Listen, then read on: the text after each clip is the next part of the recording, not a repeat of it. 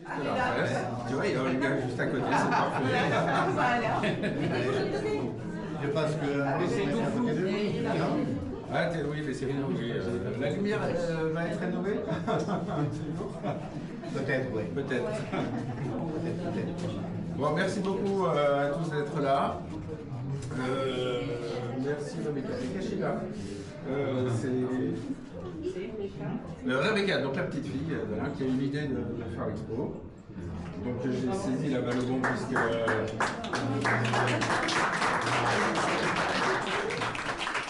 Jean-Claude, donc monsieur le maire, nous avait dit que les travaux étaient un peu décalés, donc on avait une marge de manœuvre.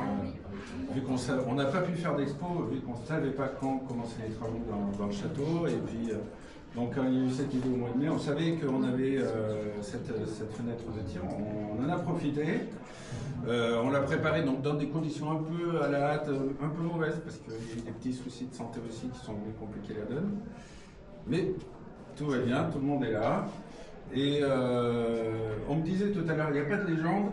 Non, parce qu'on ne savait pas forcément mettre toutes les légendes sur les photos. Donc on a un peu triché. On a fait un petit livret qui est disponible à l'accueil. Il y a une petite contribution pour les frais d'impression. Et il y a un petit QR code qui pointe vers une page web où il y a toutes les légendes.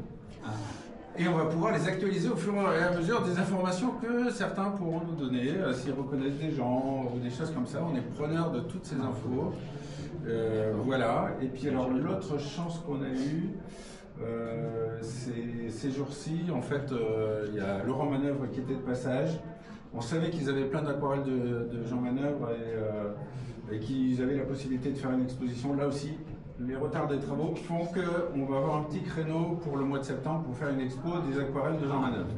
Donc ça, c'est un scoop tout frais puisque ça date de cette semaine. Et voilà. Donc après, est-ce que tu as envie de dire un petit mot sur tes photos, sur le contexte? Sur les photos? Ouais.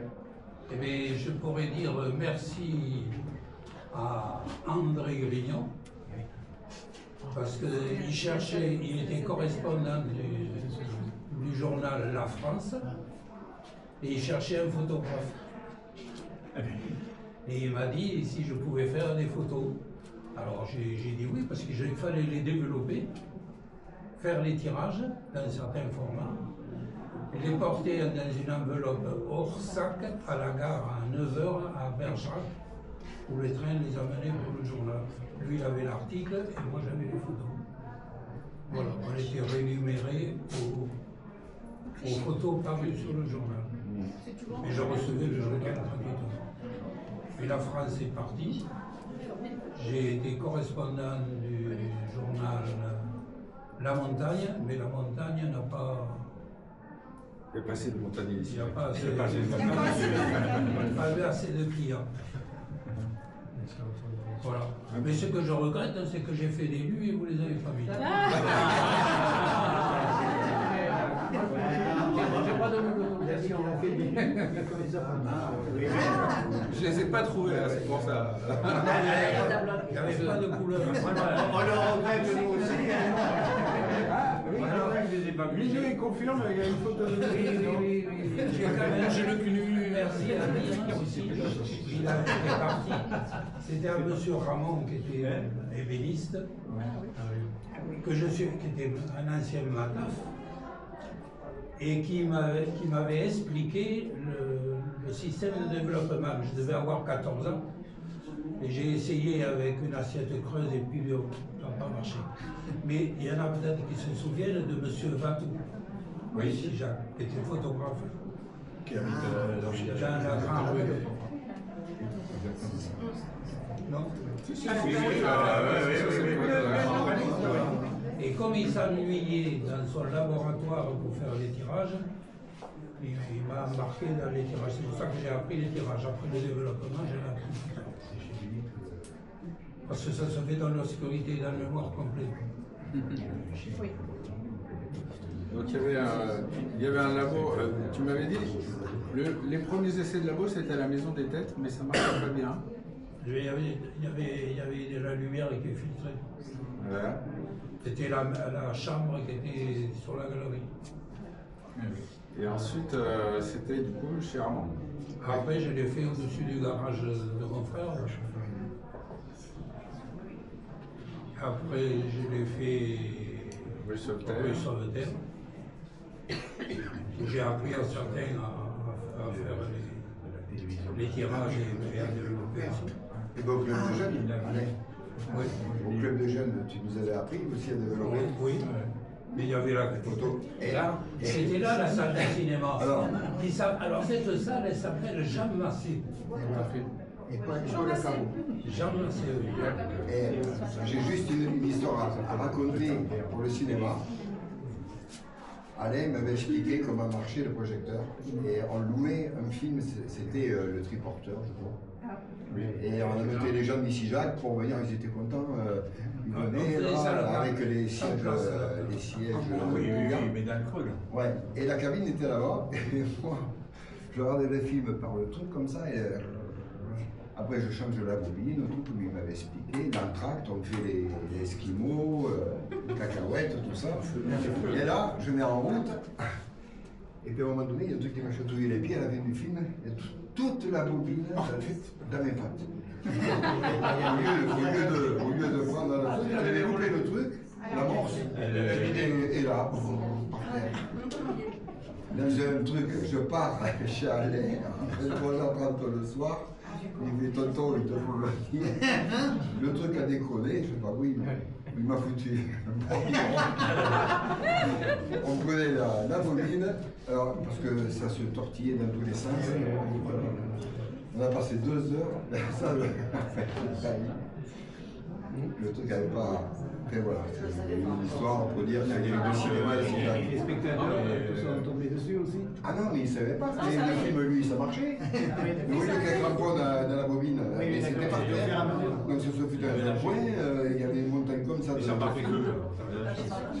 La première projection qu'on a faite dans cette salle, mais elle n'était pas encore équipée, il y avait le corbillard. Le projecteur.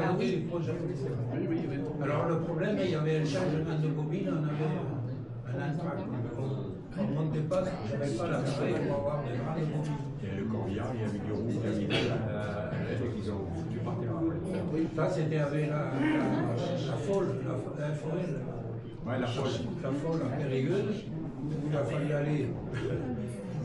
Ils m'ont convoqué pour voir si je savais faire marcher un projecteur. Bon, j'y suis allé. Je leur ai appris peut-être plus qu'ils en savaient. Alors, petite remarque, on doit aussi cette expo au fait que Alain a numérisé toutes ses photos à partir de 2015. Ah oui, J'ai vu un sketcher, il a tout passé un des hiver. heures. Il y en a 17 000. Donc sur les 17 000, elles ne sont pas toutes là. On n'a que 35 cadres. C'est l'appareil qui projette. C'est vidéoprojecteur. Non, pas un projecteur. Vidéo. Tu sais que ça fait un film. Vidéoprojecteur. Vidéoprojecteur. Je sais pas. Ouais, Il a inventé avec comment ça s'appelle le truc de la télévision un cathodique. Il a inventé, il a fait il a projeté sur l'Herman. Et ça, c'est des années 50. Ah ben alors, L'inventeur, il a commencé, c'est lui qui l'a ça, inventé. des inventions, il y en a eu. Alors pour une anecdote, dans les années, début des années 80, il nous montrait une pile électrique, il nous disait un jour, vous mettrez de la musique là-dedans. Le jour où la libre est sortie, je lui ai dit regarde, on peut mettre 1000 chansons. Voilà. Voilà. Mais c'était 20 ou 30 ans avant là. Après, tu as peut-être des anecdotes. Le train électrique dans la vitrine. Électrique dans la vitrine avec mettez la main. Mettez la main sur un couvercle, le couvercle de conserve était derrière. Et en mettant la main, le train démarrait.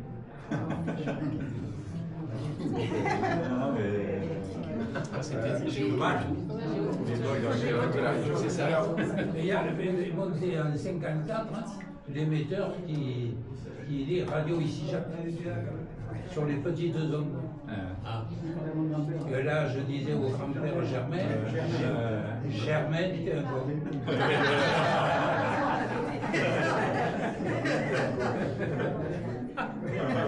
Et il est approché du poste con.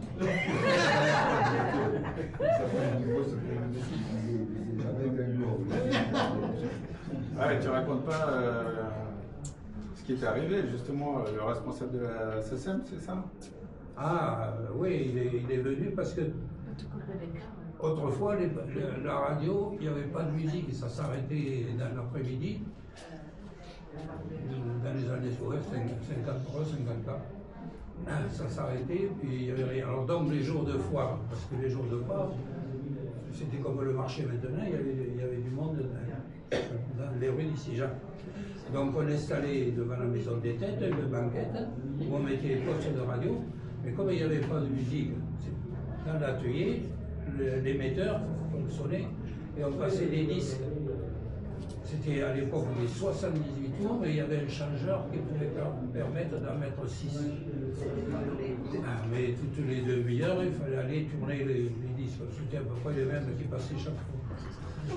Mais il y avait, autrefois, quand on vendait un poste, quand on dépannait un poste, on tenait un registre où il y avait le nom du client, le numéro du poste, parce qu'on payait une redevance pour la radio. Et le mec, il venait et il regardait ce registre s'il était conforme avec le sien. Et comme il me dit, mais qu'est-ce que c'est ce système que vous écoutez de la musique, qu'est-ce que c'est? Moi, j'étais jeune, moi je l'ai fait voir. Ça, la technique m'a dit, arrête ça, c'est interdit. Alors, je travaillais sur les petites zones, sur 240 mètres. Et dans ma tête, je me dis, je vais le faire sur les ondes courtes, comme ça ira moins loin. Parce qu'il m'entendait depuis le branchement de Bouillac. Mais là, il m'a entendu sur les ondes courtes, il m'a entendu depuis Angoulême. Alors, il m'a passé un bouquin pour devenir radio-amateur. Et j'ai attendu 78 pour le devenir. J'ai un indication. Et Fox Unité, Fox Lima Romeo, F1, FLR. Et j'ai mon fils Vincent qui est F1, PU. Bien sûr.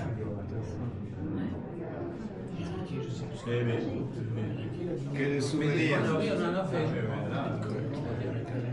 On a devant nous quand même deux personnes, entre Alain, l'inventeur, et puis toute l'histoire des Sijac qu'il connaît, les anecdotes, et puis le gars, notre centenaire, qui montre bien que la longévité de cette cité. Alors, moi en tant que maire, en tout cas, je tiens à remercier chaleureusement, sincèrement, toutes les personnes qui ont participé à cette exposition, qui nous permet d'avoir une véritable mémoire patrimoniale de notre cité. On peut voir que quand même, elle a évolué, elle a changé depuis, et humaine, c'est le plus important. Retrouver les racines des familles sijacoises, entendre cette histoire que l'on oublie. J'espère que vous avez pris des photos, parce que cet instant, oui, maintenant, il faut l'immortaliser dans l'histoire des Sijac. Et là, Sébastien, Emmanuel, Sébastien, voilà, Rebecca, se joindre à côté de vous pour prendre une photo pour toutes les personnes qui ont participé à Jean-Jacques. Oui, là, Jean-Jacques et Colette qui ont Voilà, et Colette. aussi. On a perdu Jean-Jacques. Il va revenir. Il ne faut pas s'inquiéter, il va revenir. Sa femme a dit qu'il est toujours revenu. Voilà. Merci à eux, et je terminerai en disant que quand même aujourd'hui il y a un moment, c'est un moment exceptionnel, puisque Alain, j'ai appris que c'était votre anniversaire. Alors on peut vraiment les applaudir quand même.